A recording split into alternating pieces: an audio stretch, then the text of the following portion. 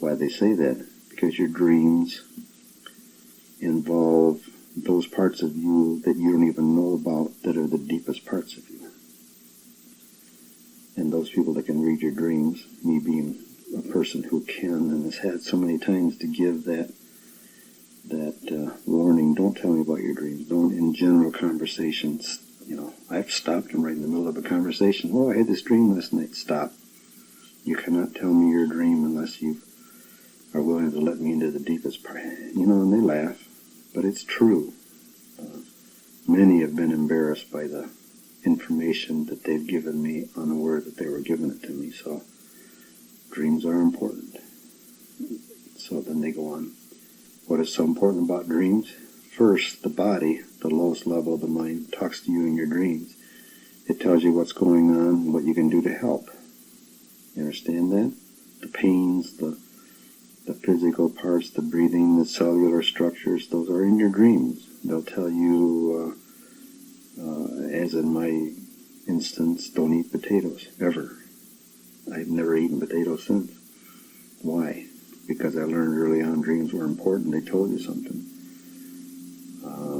It was important that I didn't eat potatoes. I know why. It changed my life.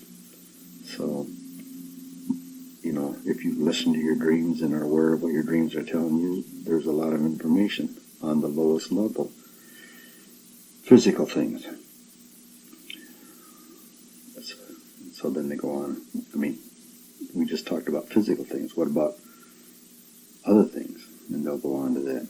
And they said, as we said before, most of what the lower parts of the mind is concerned with is beyond your awareness. Here in your dream, you can access that part of the mind. As you learn the language, nightmares tell a whole different story. They tell of problems in the lower levels of your mind. They tell you what's happening in your body. The next level up is also active in dreams. The subconscious thinking process of the monkey part of you is seen in dreams if you know where to look. The symbols, sounds, sights, tastes, smells, and touches give clues. Will your dreams tell you the influence of the karma and those that are trying to use you? Yes, they will. So here's all these other these emotional levels. They're in your dreams. They're translated in your dreams. They're made understandable in your dreams. When you learn the symbology to those dreams and what they mean, it's like somebody teaching you when you're under the influence of emotions, when you're under the influences of other people, when you're under the influence of karma. Will your dreams tell you about that? Yes, they will. Then they go on and say, then there's the influence of the prasana in dreams. Have you ever ended your sleep in the morning and feeling really badly emotional and not knowing the cause? Have you ever woke up happy and didn't know why? If you could have remembered your dreams, would you have known? The prasana works well in your dreams. At the highest level of your mind, the soul has the effect in bright, clear, colorful, impacted dreams, so rare and so important.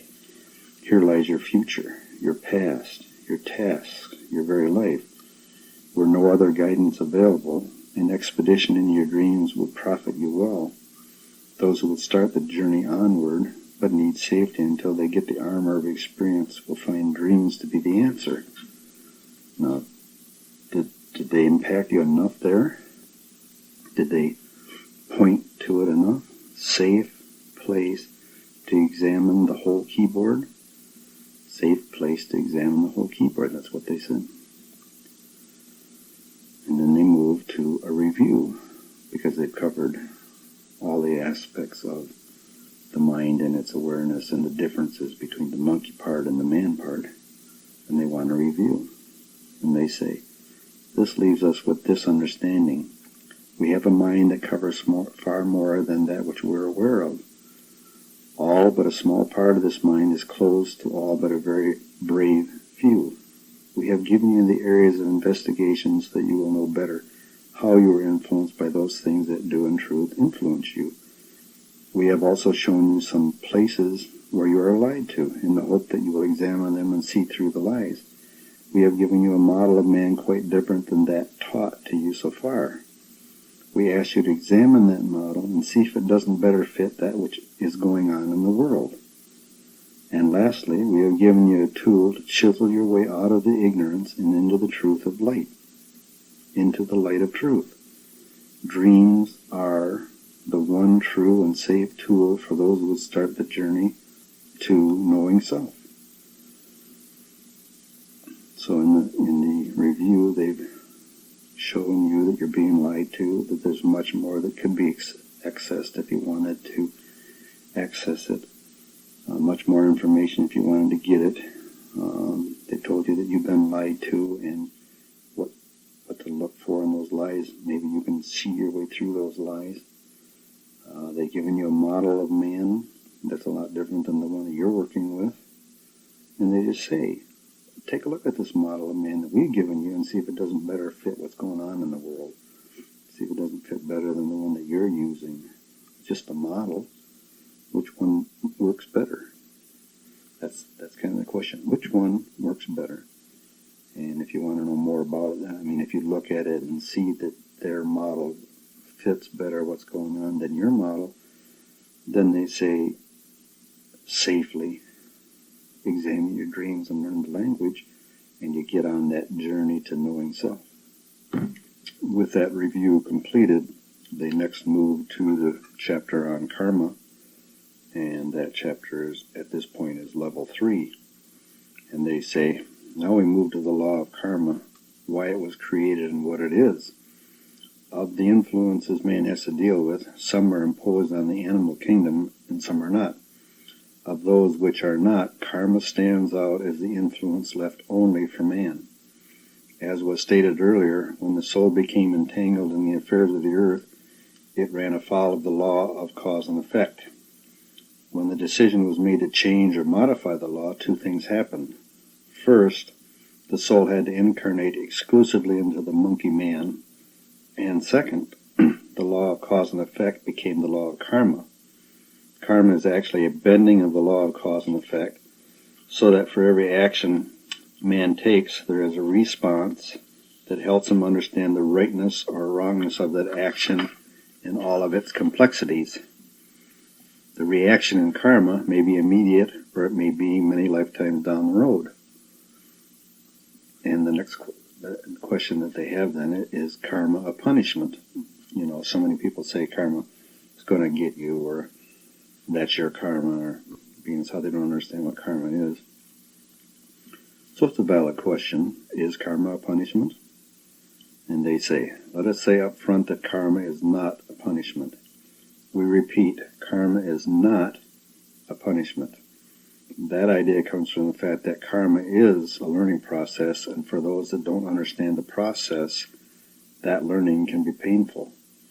In truth, karma is a learning process which operates in an extremely fair manner.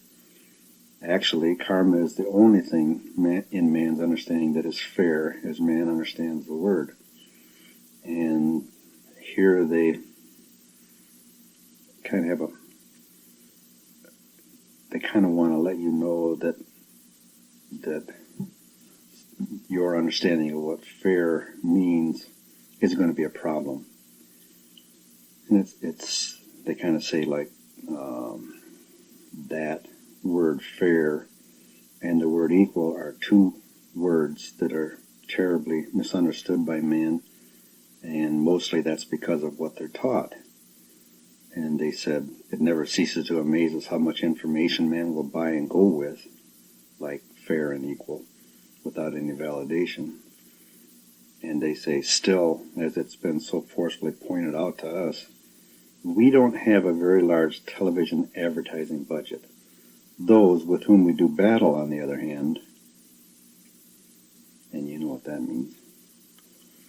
So, those with whom they do battle have taught you two words, fair and equal, and the definitions are horrendous.